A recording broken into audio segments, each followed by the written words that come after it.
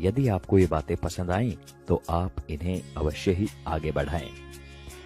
आपके 1 या 2 बच्चे हैं और कभी कभार आप उनकी शरारतों पर झल्लाकर उन पर हाथ उठा देते हैं, तो जरा सोचिएगा कि एक शिक्षक इतने सारे बच्चों को कैसे संभालता है।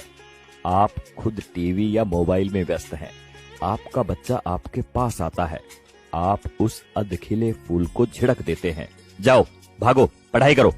जरा मन को शांत करके विचारिएगा कि एक शिक्षक किस तरह अलग अलग बुद्धि वाले और अलग अलग अभिरुचि वाले बच्चों को 45 मिनट तक एक सूत्र में बांध के रखता है अपनी कक्षा में।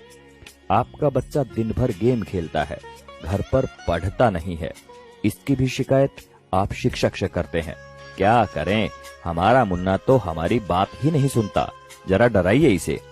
अरे भाई, बच्चे को डराना है तो उसे किसी बाघ के सामने ले जाओ।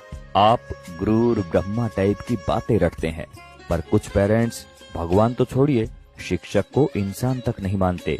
वे ये मानने को तैयार ही नहीं कि एक शिक्षक का व्यक्तिगत जीवन भी होता है, उसकी भावनाएं होती हैं, उसकी सीमाएं होती हैं।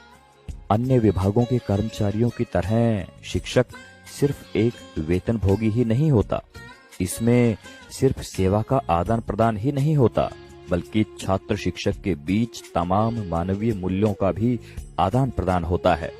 आप अपने छोटे मोटे काम कराने के लिए सरकारी कर्मचारियों के आगे हाथ जोड़ते हैं, पैर पकड़ते हैं, लेकिन शिक्षक जो कि आपकी संतान को शिक्षा दे रहा है, उसकी एक गलती आपसे बर्दाश्त नहीं होती।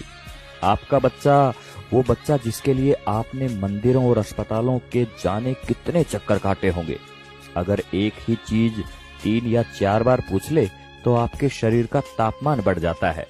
अब जरा सोचिए कि एक शिक्षक किस धैर्य के साथ बताता है कि 3 जमा 1 और 1 जमा 3 दोनों बराबर होते हैं, भले ही ये एक दूसरे के विपरीत नजर आते हैं। अगर वास्तव में बात समझ में आ गई हो तो आपसे हाथ जोड़कर विनती है कि आप हर शिक्षक को भगवान ना सही, कम से कम इंसान समझकर उतना सम्मान अवश्य दें जो कि एक इंसान को मिलना चाहिए। सभी शिक्षक बंधुओं को समर्पित एवं सभी सम्मानित अभिभावकों को चिंतन करने हेतु प्रेषित है ये बात। आप सभी का शुक्रिया। नमस्कार। जय हिंद।